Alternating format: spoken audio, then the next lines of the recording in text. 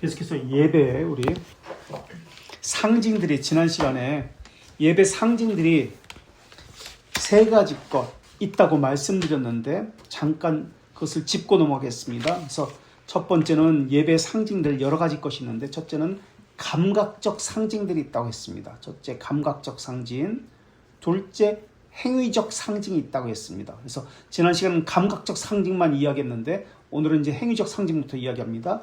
세 번째 내면적 상징이 있습니다.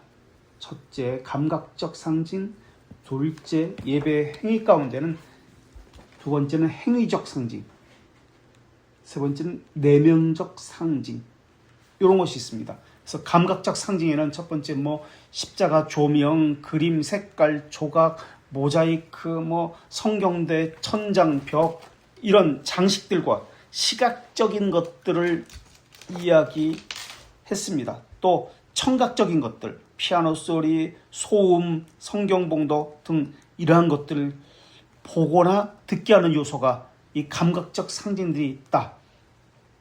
그래서 이런 것을 너무 많이 사용하면 예배를 돕기보다도 오히려 방해가 된다. 예를 들어가지고 앞에 로마 카톨릭은 찬양대가 안 보이는 곳에 있습니다. 2층 저 뒤에 있습니다. 그래서 하늘에서처럼 소리가 내오는 것처럼 이렇게 하기도 하고, 또 시각적으로 사람들이 찬양대에서 찬양만 부르고 졸고 딴짓하고 막 옆 사람하고 이야기하고 앞에 있으면 다 보이잖아요. 그러니까 예배가 방해돼. 이렇게 방해가 되는 요소들이 있습니다. 그리고 꽃꽂이 이렇게 꽃이 하나가 옆으로 삐딱하게 쓰러지면 그거 신경 써가지고 설교가 안 들리고, 저거 좀 세웠으면 좋겠는데 왜 요게 여기 언밸런스지?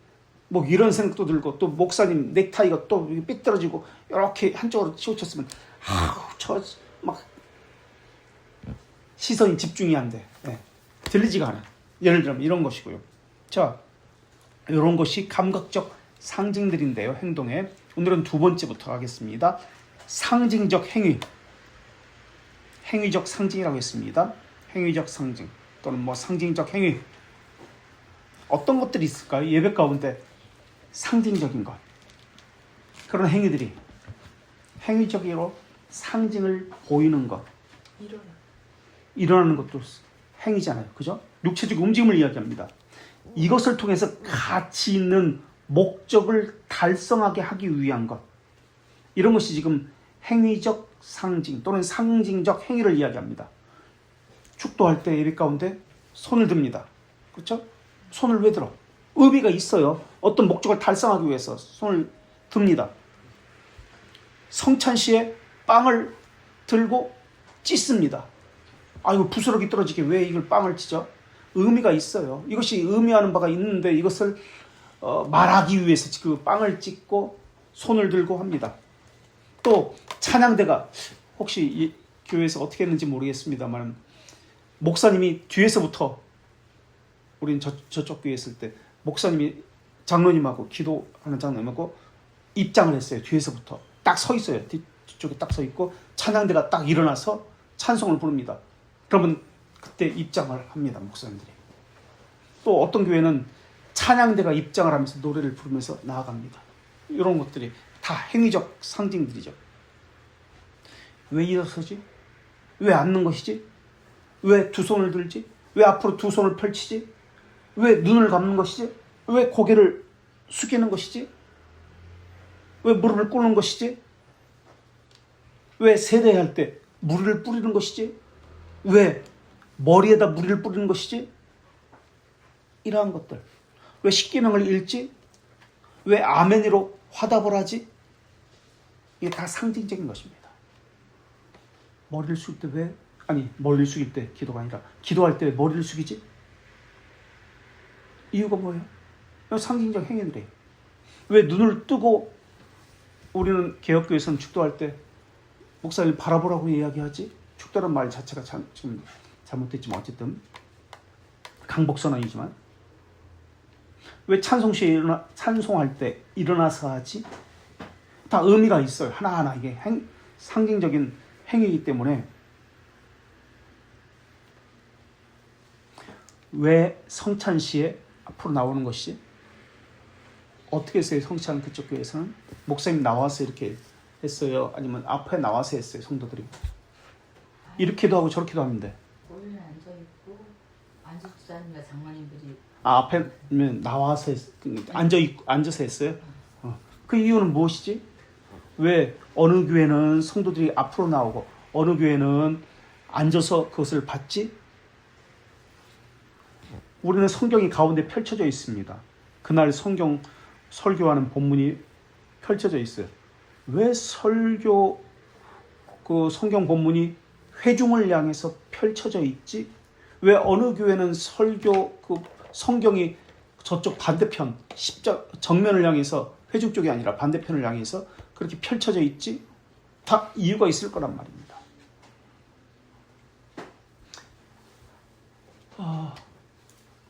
성찬시에 회중으로 나오는 것, 우리는 앉아있는 것, 이건 무엇을 뜻하죠?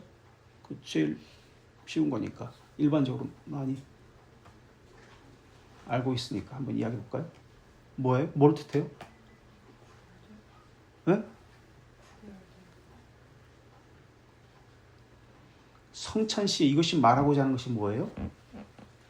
이 성찬에 이 떡이 말하고자 하는 것이 뭐예요? 네? 네. 예수 그리스도께서 우리에게 오시는 거예요. 우리에게 먼저 오시는 거. 하나님이 먼저 우리에게 오시는 거예요. 그것을 상징하기 위해서 이것이 떡과 포도주가 그리스도의 그 구속이 우리가 붙잡는 게 아니라 오는 거예요. 반대로 그것에 응답해서 우리가 하나님 앞에 나아가는 것. 이게 어디에 중점을 두느냐에 따라서 오기도 하고 우리가 앉아서 우리에게 오시기도 하고 이런 거예요. 그 의미를 잘 알고 있어야 됩니다. 이런 것들이 다 하나하나 요소마다 이제 우리가 앞으로 찬송할 때 뭐 어떻게 할 때 뭐 이런 하나씩 예배 순서에 하나 배우게 되는데 그런 행위적인 요소들이 상징적 요소들이 다 의미를 가지고 있습니다. 자, 이번엔 세 번째 내면적 상징들이 있습니다. 세 번째는 내면적 상징. 그러니까 내면이라는 것은 이제 그 심정에 있는 것을 이야기죠.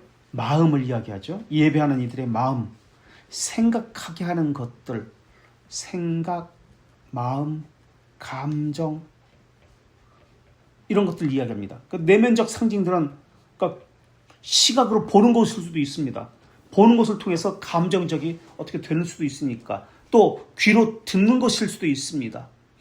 귀로 들음으로써 어떤 감정을 갖게 되고 어떤 내면의 마음의 충동이 일어나기도 합니다. 그래서 설교를 통해서도 그렇고요. 찬송을 통해서도 그렇고요.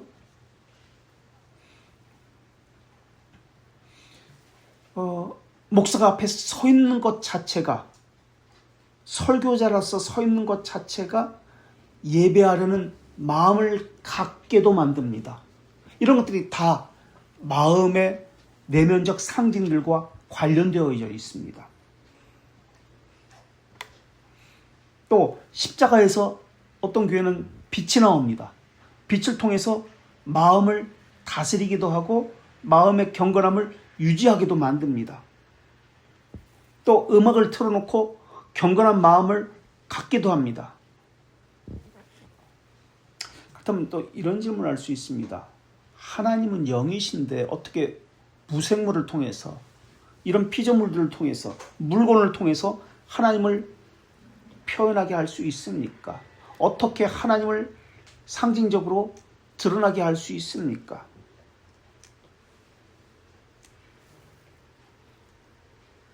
십자가라는 물건이 예수님을 정말 상징하는 것입니까? 사람의 말소리가 하나님의 말씀입니까? 어떤 물건, 어떤 시각적인 것, 청각적인 것, 후각적인 것 이것이 과연 하나님과 관련이 있습니까? 다 의도가 있는 거예요. 상징이 있는 거예요. 그렇기 때문에 이 상징이 말하고자 하는 것이 무엇인지를 이해해야만 그 행동들, 이 존재에 대해서 이해할 수 있는 것이에요. 그래서 그렇지 않으면 이것은 우상숭배에 불과합니다. 아무런 의미가 없는 행위들, 아무런 의미가 없는 소음들, 아무런 의미가 없는 어떤 시각적인 행동들, 이 마음에 와닿질 않는 거예요. 그렇죠? 마음과 연결시켜서 이것이 이런 행동을 할 때, 이런 소리가 들려왔을 때 마음과 연결이 돼야 되는데 이것이 마음과 전혀 연결이 되지 않습니다. 차단되는 거예요. 이 행동들이, 상징적 행동들이. 그래서 시각이나 청각이나 후각이나, 우리가 청각, 시각, 후각, 미각 다 이야기했습니다. 먹는 거, 후각, 시각 다 이야기했습니다. 이런 것들이 다 중요성을 갖습니다. 그때서야 비로소 이것이 무엇을 의미하는지 알 때 이것이 마음에 와닿고 이것이 중요성을 갖습니다. 왜 축도시에 손을 들죠? 왜 언어적 표현으로 하나님을 전하는 것이죠? 이 상징적인 것을 이해하지 못하면 이런 순서들을, 이런 상징들, 행위들은 모두 미신이 되어버리는 거예요. 그렇기 때문에 이 마음과 이 상징들에 대해서 연결점을 위해서 이것이 어떤 의미인지를 이해하고 있어야 됩니다. 그래서 이것이 세 번째 요소입니다. 내면의 상징들, 이것이 마음과 연결되어서 바른 이해 가운데 있어야 한다라는 것. 그것이 무엇을 의미하는지 알고 있어야 돼요. 이것이 마음에 와닿습니다. 근데 그렇지 않으면, 이것이 이해가 안 되면 마음에 와닿지 않아요. 단절되는 것이죠. 그 예배 순서 하나마다 어떤 의미들이 있습니다. 이것을 이해하고 있어야지 그것이 마음과 연결되어지는 거예요. 그리고 네 번째, 이러한 모든 것들이 제의라는 것이 있는데, 이 제의라는 것은 뭐냐면 미사 때 사제들이 입는 옷을 이야기합니다. 우리는 지금 개혁교회니까 이러한 옷을 입지는 않죠. 가운 같은 걸 입지를 않죠. 그래서 어쨌든 그러나 있다는 것을 이야기하고자 합니다. 제의, 미사 때 입는 옷, 사제가 입는 옷을 이야기하는데 이것은 시각적인 요소를 가지고 있습니다. 상징적인 요소를 가지고 있어요. 그래서 사제, 지지난 시간에도 이야기했지만 사제의 계급에 따라 옷이 다릅니다.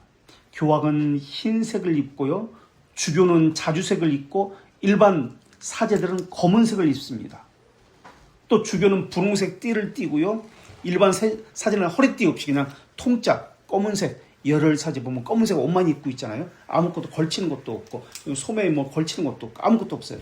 검은색이 말하고자 하는 것은 세계도 상징들이 부여한 거예요. 다 검은색이 말하고자 하는 것은, 사제들은 모든 것은 검은색이 뭐예요? 검은색이 말하는 것은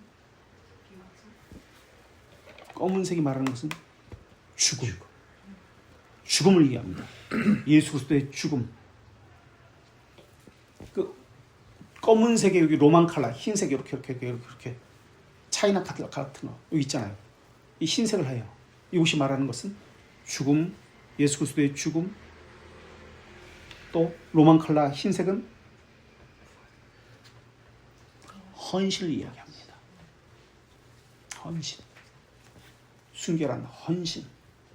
사제 옷을 수단이라고 이야기하는데 또 띠를 띱니다. 또 목에 뭘 걸치기도 합니다. 허리에 매는 끈, 길게 들은 것, 제대 끈이라고 이야기합니다. 다 각기 의미가 있어요. 목과 이게 이렇게 허연 거 이렇게 덮는 게 있어요. 이렇게 그 중세 영화나 이런 거, 달타냥 이런 거 보면 이렇게 쫓기 같지도 않고 목도리 비슷하게 이렇게 어깨 같이 이렇게 두르는 거. 이것은 무엇을 상징하냐면 구원의 투구를 상징합니다. 구원의 투구. 목과 이렇게 오는 거. 흰옷은 길게 입는 흰옷은 순결을 상징합니다. 그리스도인의 새로운 삶을 의미하는 것이죠. 허리에 묶는 제대끈, 이렇게 해가지고 이렇게 길게 나오는 거. 절제, 정결과 절제. 또 목사님들, 보통 목사님들은 스토리라고 하죠. 이렇게 뭐 하나 이렇게 걸치잖아요. 이렇게 빨간색 띠, 빨간색, 흰색, 녹색, 빨간 이렇게 지금도 하고 있잖아. 교회마다, 그죠? 나도 그 종류별로 다 있어요. 그래서 앞은 빨간색, 뒤는 녹색 이렇게 돼 있어요. 그래서 앞뒤로 돼 있어요. 이렇게 밑에 이제 비둘기 한 마리 그려 있고 양쪽으로 한 마리씩. 이것이 말하는 것은 십자가의 멍에를 상징해. 이거 누가 다 만들었을까? 성경 안 나와 이거. 성경 안 나와. 성경에 이 멍에다 이런 건 나오지만 스토리 멍에다 이것을 만들어서 뒤집어 써라. 이것을 걸쳐라. 이런 얘기는 하나도 안 나와. 그럼 만드는 거예요 사람들이. 교황도 그렇고 주교도 지팡이를 들고 있어요. 이렇게 베드로 목자의 지팡이 같은 이것이 말하고 있는 것은 지팡이 들고 있어요. 꼭 지팡이 들고 있잖아. 교황들. 목자라서 그런가? 네. 목자라서 목양 사목권이라고 그러죠. 그 권한이 있다는 것을 이야기해 상징적으로 보여준 거예요. 교황은 또 이 모자를 쓰잖아요. 이게 세 개 모자 세 개를 이게 겹쳤어요. 이거 말하는 거 세 개를 겹쳤어야 돼. 뭐예요? 이거? 이거 모자라는 것은 면류관을 이야기하잖아, 그죠? 왕관을 이야기하잖아, 영광. 근데 이 세 개를 겹쳤어. 무엇을 이야기할까요? 세 개. 교황은 모자 세 개 써요. 이렇게 대감 모자이처럼 대감 모자 이렇게 했잖아요. 세 개 써. 세 개. 세 개짜리. 저는 진짜 제사장왕 이런. 뭘 얘기해? 응? 삼일체? 틀렸어. 아니 근데 어떤 면에서는 맞았어. 무엇을 다스리는 거야? 세 부분을 다스리는 거야. 세 부분을 다스려. 네, 어떤 권세를 이야기해. 이게 왕이니까 권세 다스린다는 뜻이잖아. 뭘 다스려? 네? 3층? 3천? 새 하늘? 세 가지 권한이 있다는 뜻이야. 세 가지 권한.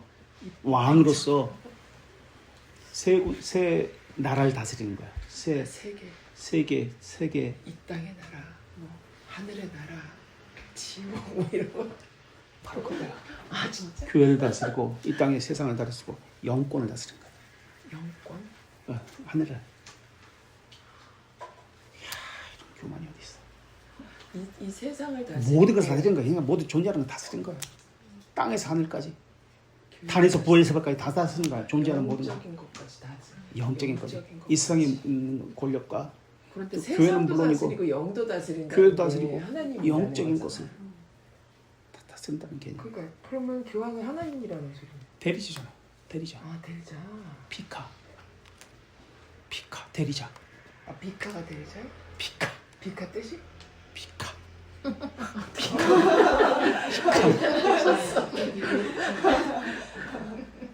피카는. 그래서 색깔이 있잖아요. 색깔에도 그 다 상징적인 거예요. 상징을 부여한 거지, 만들어낸 거지. 빨간색이 상징하는 것은 뭐예요? 그래서 빨간색을 이렇게 걸어놓잖아, 강대상 앞에.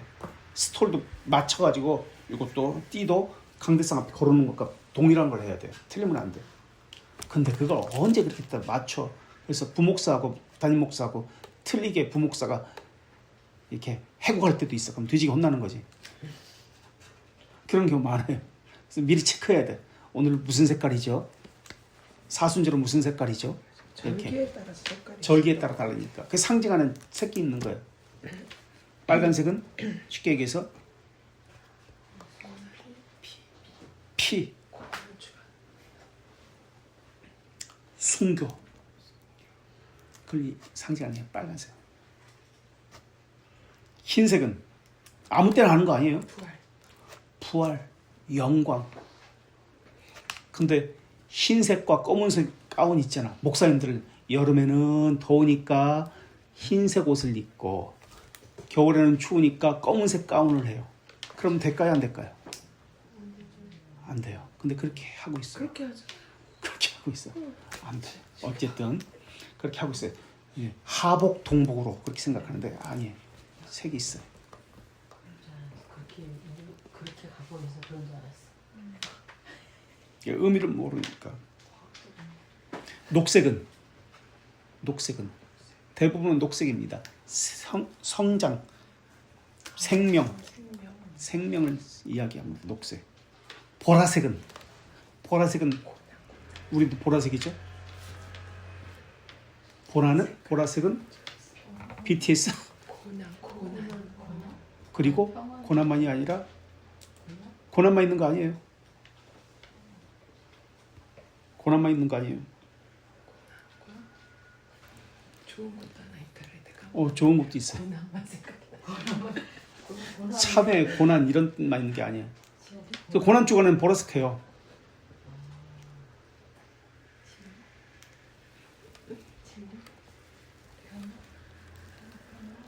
아니.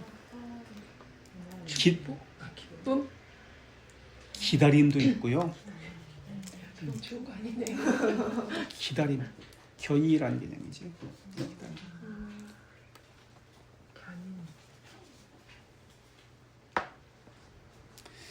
검은색은 장례식에 하는 거죠. 장례, 그죠? 죽음을 이야기하니까.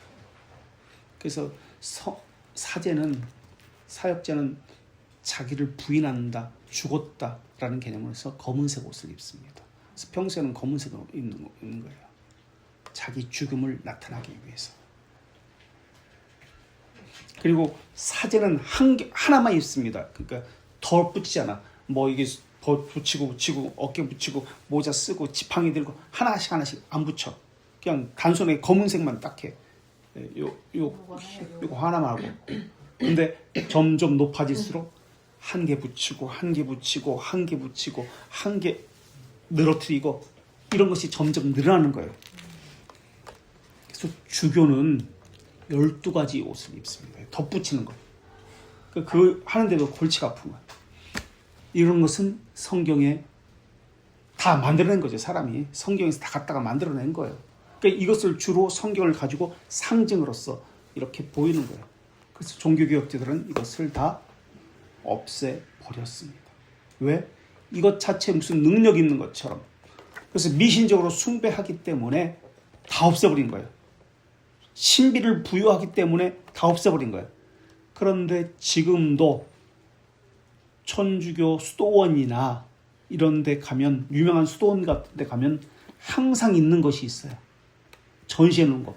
유리로 해가지고 그 안에 전시해 놓는 것이 반드시 있어요. 무엇일까? 얼마 전에 옷이 뭐? 옷. 정확히 무슨 옷? 내 옷? 비카옷? 거기 주교 옷. 주교 옷. 거기 주교 옷. 주교가 쓰던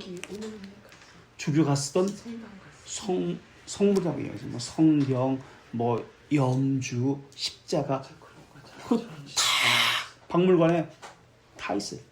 전시하나. 신비한 능력이 있는 것처럼.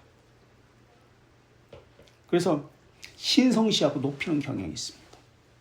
그런데 그걸 모르고 가가지고 이거 금으로 다 도배했어. 비싸겠다, 좋겠다, 멋있다 이렇게 이야기하죠. 우리는 다 금이에요. 금. 십자가. 그래서 종교개혁자들은 다 없애버리고 가운을 입어도 단순하게 검은색만 입습니다. 근데 오늘날은 혹시 보셨나? 요 세 줄, 1병, 2등병, 1병, 상병 이 세 줄 있는 가운 입는 거, 금색 가운 요 세 줄 친 거. 성당에서 교회에서. 교회에서 일반 교회에서. 금색? 흰색 줄이나 뭐 세 줄 상병. 까만색 세 줄은. 까만색 세 줄 좋죠. 빨간색 세 줄 좋고. 본 것 같아. 빨간색 세 줄 오케이. 박사가원이야. 박사가원이야. 목사가원 아니야. 무엇을 얘기해 그거? 자랑. 박사다. 난 다르다. 너희들과 다르다. 박사다. 그 얘기하는 거야. 근데 그걸 입고 설교하고 있어. 몰라 사람들. 박사가원이야. 박사가원. 웬만한 큰 교회들은 다 그거 입고 해. 보시면 세 줄이에요. 텔레비전 보세요. 기독교 방송에는 뭐 찾아보라는 얘기 아니라 어쩌다 우연히 눈에 들어오면 그런 옷을 입고 있으면 그렇다라는 것을 알면 됩니다. 근데 보는 사람의 의미를 몰라가지고. 단순한 자기 과시예요. 자기 자랑이에요. 복음주의에서는 가운을 안 입습니다. 왜 안 입을까요? 우리는 안 입잖아요. 개혁교에서도 안 입어요. 가운 안 입어. 성찬시에도 안 입어. 근데 개혁교회라고 하면서 가운을 입는 사람이 있어. 그것이 말하고자 하는 것은 가운은 구별이라는 뜻이에요. 너희들과 다르다. 평신도와 사제의 계급적인 것을 나누기 위해서 시작된 거예요. 중세. 그래서 복음주의에서는 가운을 안 입는데 하나님 앞에서는 모두가 동등하다라는 것을 말하기 위해서입니다. 옷 자체가 성스럽거나 능력이 있거나 신비롭거나 하지 않습니다. 계층을 만드는 것도 아닙니다. 하나님 앞에 중요한 것은 옷으로서 구별됨을 말하는 것이 아니라 마음으로서 진실한 겸손함으로 바른 가짐을 하고 있는 것이 더 중요하기 때문에 그렇습니다. 그래서 네 번째로 내면, 지금 제의를 이야기하잖아요. 제의는 시각적으로도 보이고 모든 것을 상징적으로 의식화해서 이야기하고 있기 때문에 지금 제의를 지금 이야기하고 있는 겁니다. 옷을 이야기하는 거예요. 사제복을 이야기하고 있는 겁니다. 그래서 상징을 사용하려면 조심스러워 해야 합니다. 그리고 이 상징이 무엇을 의미하는지 모두가 알고 있어야 합니다. 그렇지 않으면, 이것을 알지 못하고 이 상징을 사용하면 이것은 우상숭배고 미신이 됩니다. 그렇다면 우리에게 다시 묻습니다. 이러한 상징들, 왜 일어서는지, 왜 손을 드는지, 왜 기도할 때 눈을 감는지, 왜 머리를 숙이는지, 왜 세례할 때 물을 머리에 뿌리는지, 왜 두 손을 잡아가지고 이렇게 떡을 받고 이렇게 먹는지, 이 의미 하나하나에 알고 해야 합니다. 그렇지 않으면 그것은 우상숭배다.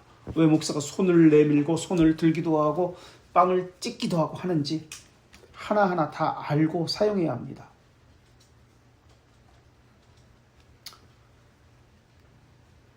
우리는 언어 상징에 우선권을 두고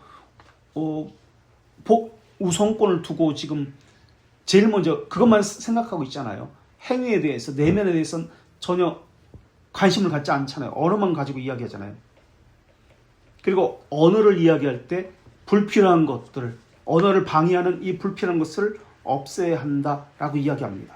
그리고 물건을 가지고 어떤 하나님의 존재를 상징하기도 합니다. 뭐 우리가 성탄절에 크리스마스 구유를 만들어 가지고 상징해서 보인다든지, 트리를 만들어서 상징해서 보인다든지 하는 것도 다 의미가 있는 거예요. 그래서 예배 시에 우리는 지금 가장 우선시 여기는 것이 언어 상징이다. 그렇죠? 언어 상징입니다. 행위 상징도 있고 내면 상징도 있지만은 가장 우리는 관심이 있어. 다른 건 관심이 없어. 언어 상징이에요. 그래서 우선 언어 상징이 무엇이 있는지를 우선 살펴보자는 거예요. 언어 상징. 예배의 표현 양식입니다. 예배 표현 양식은 여러 가지 있습니다만은 지금 우선 언어 상징부터 보겠다. 이거 제일 관심이 있으니까. 언어적 표현입니다. 언어 상징은 이것은 논리화의 범위를 이야기합니다. 논리화의 범위, 논리의 범위를 이야기합니다. 언어 상징은 논리의 범위. 예배하기 위해서는 말하지 않으면 안 됩니다. 그래서 언어 상징이 반드시 필요합니다. 그런데 이 언어 상징은 이성을 가지고 논리화를 가지고 이야기하게 되어 있습니다. 이 논리화, 이성을 가지고 말하지 않으면 예배가 불가능합니다. 기도하는 것, 신앙 고백하는 것, 찬송하는 것, 다 언어 상징과 관련되어 있습니다. 그래서 논리적 언어를 가지고, 이성적 언어를 가지고 이것을 다 표현합니다. 예를 들어서 논리적 언어가 아니면, 이성적 언어가 아니면 소음입니다. 신음소리, 비명소리, 울부짖음. 어떤 이성적이라는 것은, 논리적 언어라는 것은 어떤 법칙을 가지고 있습니다. 자음과 모음, 동사, 주어, 이런 논리적인 것을 가지고 있는 것이 언어입니다. 그렇죠? 우리도 뭐 24장, 24장은 맞나? 모음이 있고 자음이 있고 이렇게 연결해 가지고 동사가 있고 주어가 있고 이렇게 명사가 있고 이렇게 연결돼 가지고 논리에 의해서 이것이 전달되고 의미를 받아들입니다. 그런데 이 논리적인 것이, 이성적인 이런 것이 언어가 아니면 비명소리가 전부입니다. 신음소리 또는 논리가 없는 울부짖음, 이것을 방언이라고 이야기합니다. 불투명합니다. 상호 간의 그 의미를 이해하지 못하는 것, 이것을 이야기합니다. 이해할 수가 없어요, 이것은. 그래서 성경에서는 방언이라도 불투명성 때문에, 비이성적이기 때문에 아무리 영적 은사를 할지라도 공중 예배에서는 해서는 안 된다고 얘기합니다. 그러니까 다시 말하면 공중 예배에서 해야 하는 것은 논리적인 언어 상징, 이성적인 언어 상징이라는 거예요. 오히려 방언이라는 것은 교회의 건강한 상태를 해치는 겁니다. 그리고 병적이고 위험한 현상으로 봅니다. 방언은 자기 표현도 아닙니다. 겸손과도 거리가 멉니다. 그리고 상징적 언어로서 이해가 더더욱 아닙니다. 그래서 예배 시에 하는 언어적 상징의 표현은 반드시 논리적이고 이성적 언어 표현이어야 합니다. 이것이 바로 말로써 나오고 노래로서 나옵니다. 말로써 신앙 고백이 있고 설교가 있고 노래로서 찬양이 있고. 자, 그렇다면 예배의식에 논리적 언어 표현, 이성적 언어 상징으로서 말이 있을 수 있고 노래가 있을 수 있습니다. 어떤 것으로 해야 할까? 예배의식에서 어떤 것이 더 좋을까? 말로써 하는 것이 좋을까? 노래로써 하는 것이 좋을까? 이 문제를 또 짚고 넘어가야 합니다. 어떤 것이 하나님께 더 기뻐 받으시는 것인가? 성경에서는 어떤 것을 더 선호하는 것인가? 기독교 예배 전통은 노래가 중요 부분입니다. 그래서 기도를 위한 영적인 기도, 영적인 노래도 있습니다. 기도문조차 노래로서, 찬양으로서 그렇게 기도하도록 그렇게 한 것도 있습니다. 그러니까 말로서 표현되어지는 것보다 음악적인 언어로서, 음악적인 노래로서 하는 것이 더 명확하게 지시하는 것이 더 힘이 있다라고 보았기 때문에 그렇습니다. 왜? 노래가 내면과 더 맞닿아 있기 때문에, 이해와 더 밀접한 관계에 있기 때문에 그렇습니다. 그래서 개신교에서는, 개신교 아시죠? 일반적으로 성결교, 감리교 다 포함해가지고 개신교라고 합니다. 사실 개신교라는 것도 신교, 구교 이런 개념에서 보는 개신교라 측면이 사실은 말 단어 자체가 잘못된 단어인데, 어쨌든 다른 표현할 단어가 없기 때문에 이 천주교 측에서, 구교 측에서 보는 것이죠. 이것은. 어쨌든 개신교에서는 말로 하는 것을 더 선호합니다. 노래로 하는 것보다. 그러나 말로 하든 노래로 하든 예배 의식은 그 말이든 노래든 더 모두 타당합니다. 그러나 성경에서는 또는 초대교회에서는 말보다도 노래를 더 선호했다는 것을 기억하셔야 돼요. 예를 들면 처음 시작은 어떻게 합니까? 로마 카톨릭이나 동방적인, 지금도 그래요. 삼성송을 부르나이다 이런 식으로 한단 말이에요. 말로 하는 게 아니라 노래로 부르나이다 이렇게. 그리고 아멘 거룩하신 하나님 뭐 이런 식으로 하는 거예요. 그리고 처음에 이제 서송이라고 그러죠. 마음을 높이 드리나이다 뭐 이런 식으로. 그러면 사제가 이야기하면 여러분의 마음을 깨끗이 하십시오. 그러면 회중이 또 주님께 우리의 마음을 올리나이다 이렇게 주고받고 계속 노래로 하고 있어요. 인사도 마찬가지예요. 주님이 여러분과 함께 하시기를. 그러면 회중들도 또한 사제와도 당신과도, 당신의 영과도 함께 하시기를, 이런 식으로 노래로 계속 주고받습니다. 이때 말만 하는 것이 아니라, 노래만 하는 것이 아니라 여러분에게도 함께 하시기를, 그럼 또 회중들도 사제에게도 함께 하시기를, 이런 식으로 손도 펼치기도 하고 그렇게 합니다. 일어나서 하기도 하고. 그래서 손동작을 하기도 하고 일어서기도 하고 노래를 하기도 하고, 이러한 것들이 함께 동작적 표현과 함께 언어적 이해가 노래로 표현되어집니다. 그렇다면 우리 개신교에서는 이런 노래보다도 말의 상징적인 행위를 더 많이 사용하는데, 노래는 다 없어버렸는데 로마 가톨릭이나 동방교에서는 아직도 노래를 더 합니다. 자, 그렇다면은 예배 순서가 고정된 예배 의식을 채택하느냐, 바뀌고 변하는 유동적 예배 의식을 채택하느냐의 문제를 또 다뤄야 합니다. 신학적으로 모든 요소를 갖추는 것은 쉽지가 않습니다. 그렇다면 어떻게 할 것인가? 어떤 요소를 갖춰가지고 예배를 하나님 앞에 드리도록 해야 하는가? 노래나 말이라는 것은 그만두고 우선 예배 순서를 이야기합니다. 어떤 교회는 새 것을 계속 바꿉니다. 새로운 것을 만들어냅니다. 유동적입니다. 또 어떤 곳은 이제 고교회와 저교회라고도 이야기하죠. 변하는 것, 쉽게 변하는 것, 유동적인 것. 고교회, 변하지 않는 전통을 중시하고 그런 변하지 않습니다. 그래서 과거로부터 오는 것을 끝까지 고수하는 이러한 모습이 있습니다. 예배 가운데. 청년들 같은 경우는 수시로 변하고 방방 뛰고 그런 것을 좋아하겠죠. 그러한 교회들은 새로운 것으로 예배의 순서를 유동적으로 바뀌고, 그래서 어떤 교회에서는 1부는 전통으로 드린 예배, 2부는 온 가족이 드린 예배, 3부는 어떤 예배지? 청년들과 함께하는 새롭게 하는 예배인가? 뭐 이런 식으로 예배 1부 예배, 2부, 3부 예배를 각기 다른 모습으로 하게 합니다. 그래서 유동적인 예배, 고정된 예배 이렇게 해버려요. 자, 그렇다면 예배의 요소 가운데 유동적이어야 되는가, 고정적이어야 되는가? 라는 것을 또 이야기해야 합니다.